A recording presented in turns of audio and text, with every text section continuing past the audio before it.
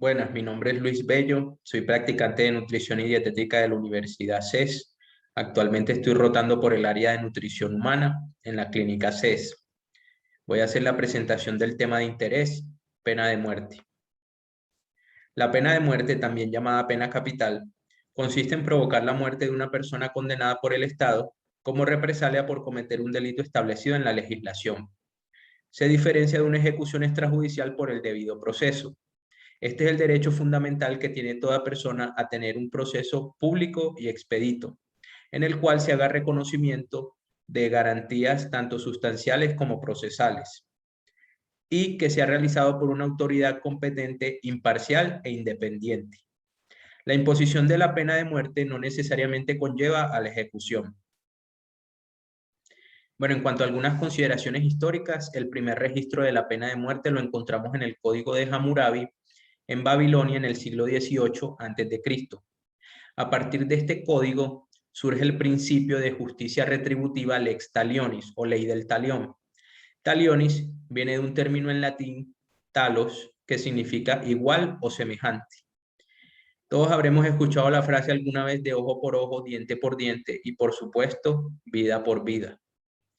En Grecia, en el siglo VII a.C., surgen las leyes de Dracón. Dracón fue un legislador ateniense que no estaba de acuerdo con que la clase noble impusiera penas a los criminales a su discreción, de tal manera que decidió preestablecer penas para los delitos a partir de una serie de leyes.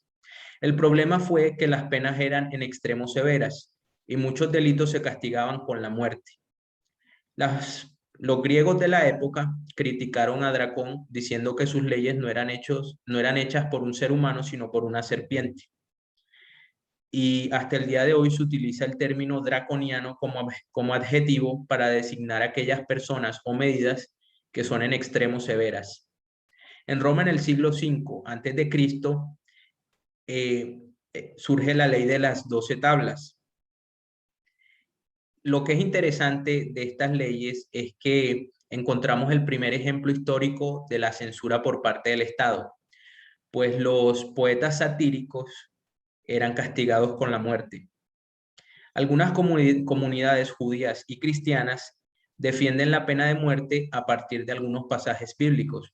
Uno de ellos se encuentra en el Génesis 9:6, en donde dice: el que derrame sangre de hombre, por el hombre su sangre será derramada, porque imagen de Dios es hecho el hombre. La Sharia, o la ley islámica, castiga con la pena de muerte el robo, el adulterio y la apostasía, esta última siendo el abandono de la fe.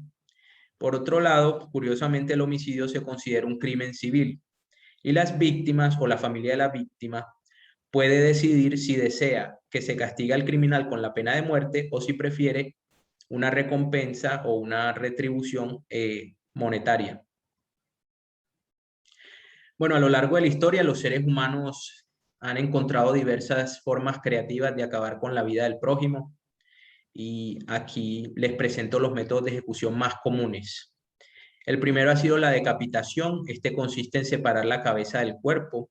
Históricamente ha sido considerada una forma de morir honorable. Los romanos consideraban que la decapitación por la espada era más honorable que la decapitación por el hacha.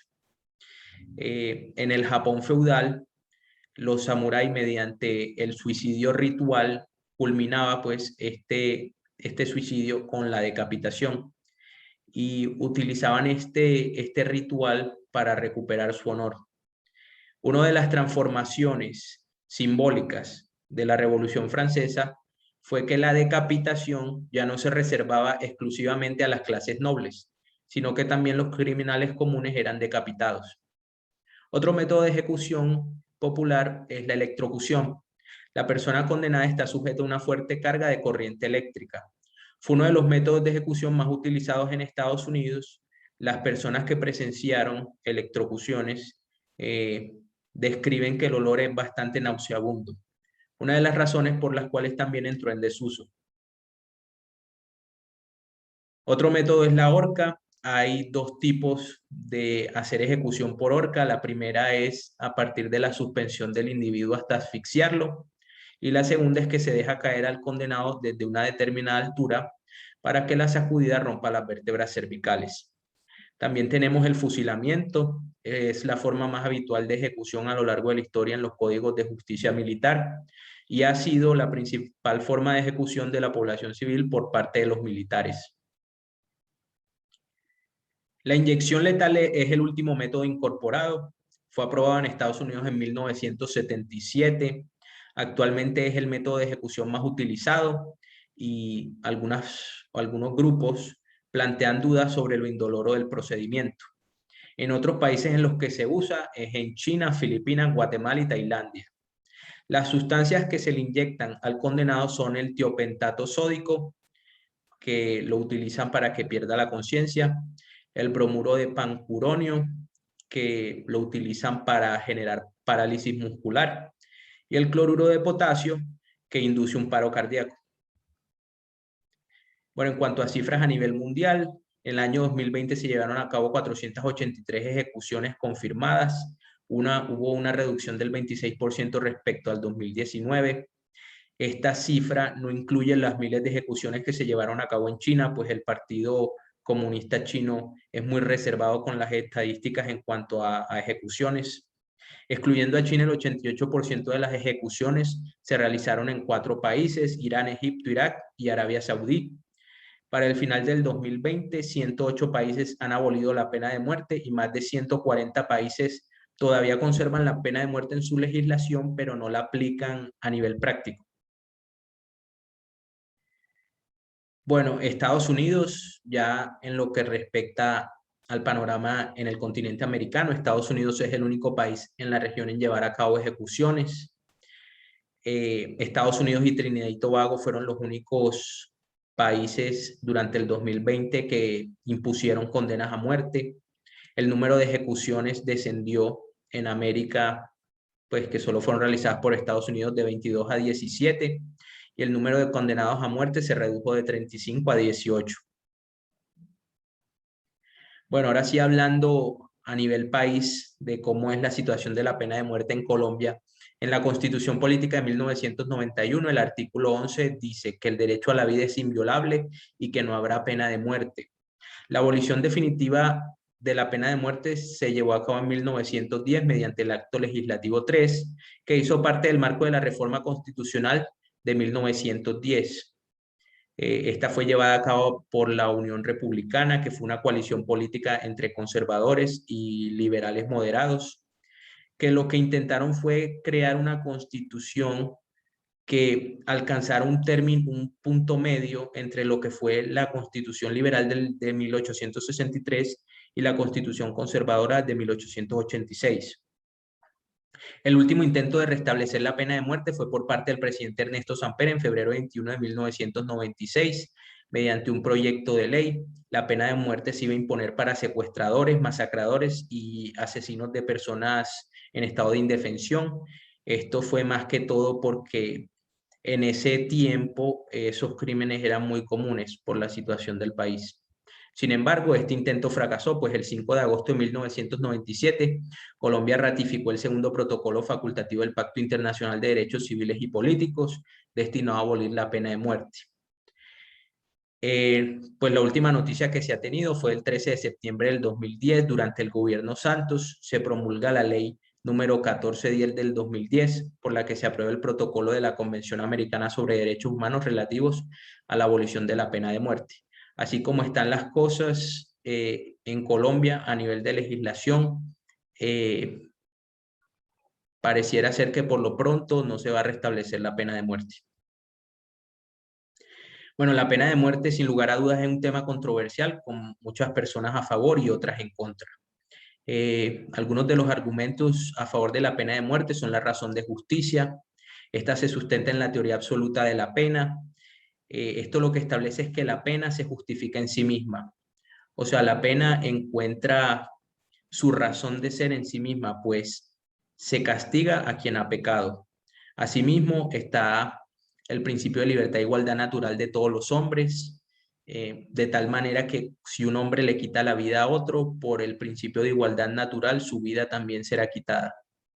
También tenemos el argumento de utilidad social. Esta ya se basa en la teoría relativa de la pena, ya no en la absoluta, donde la pena es en sí misma tiene en sí misma su sentido, sino que la pena en la teoría relativa se utiliza como un instrumento, entre otras cosas, para disuadir a futuros criminales.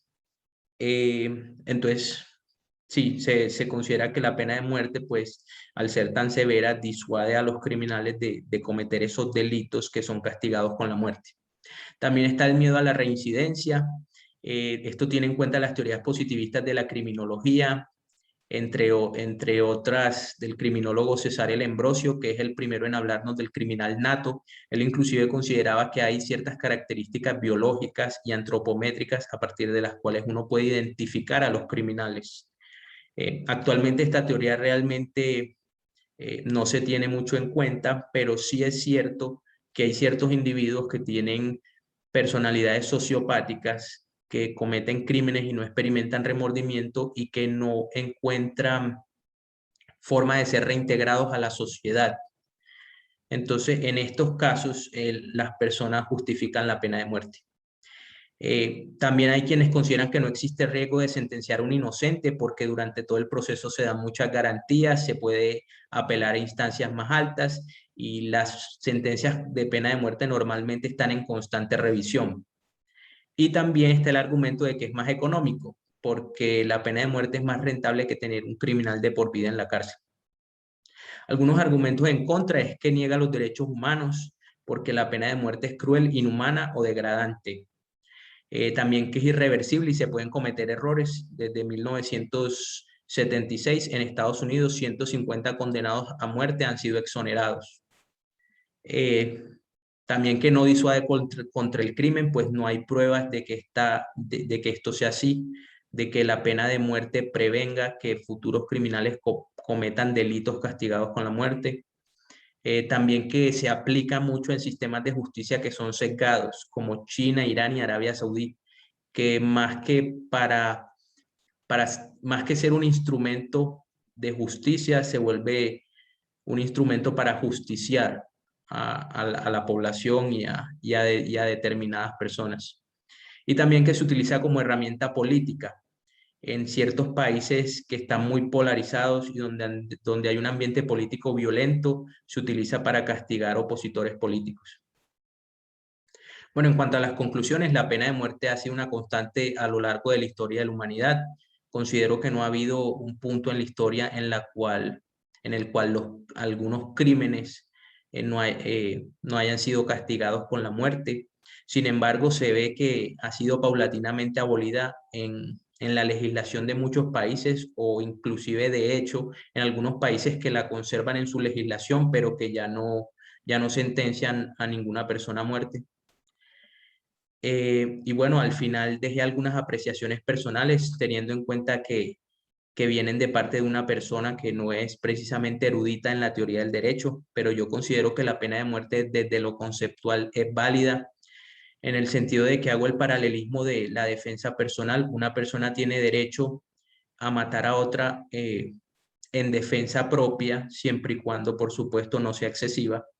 Y yo considero que así como los individuos, las sociedades como colectivo se pueden defender de, de algunas personas que son sociopáticas, que cometen crímenes sin remordimiento y que no pueden de ninguna manera ser reintegradas a la sociedad.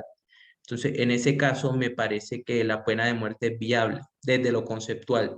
Sin embargo, considero que desde la aplicación práctica no es posible teniendo en cuenta el argumento de que se puede utilizar como una herramienta para cometer atrocidades, para castigar oposición política, para castigar ciertos colectivos, especialmente teniendo en cuenta la situación país y sin negar en ningún momento la situación mundial, que yo pienso que la polarización política y la violencia por razones políticas y por, ¿cómo decirlo?, por desacuerdos sociales es muy común, no solamente en Colombia, sino en el mundo. Entonces considero que si se aplicara, podría ser utilizada como un instrumento para el mal. Y bueno, siempre queda la pregunta de ustedes qué opinan sobre la pena de muerte, ¿están de acuerdo o no? ¿Y por qué? Muchas gracias por atender. Estas son las referencias y espero que les haya gustado la presentación de este tema de interés.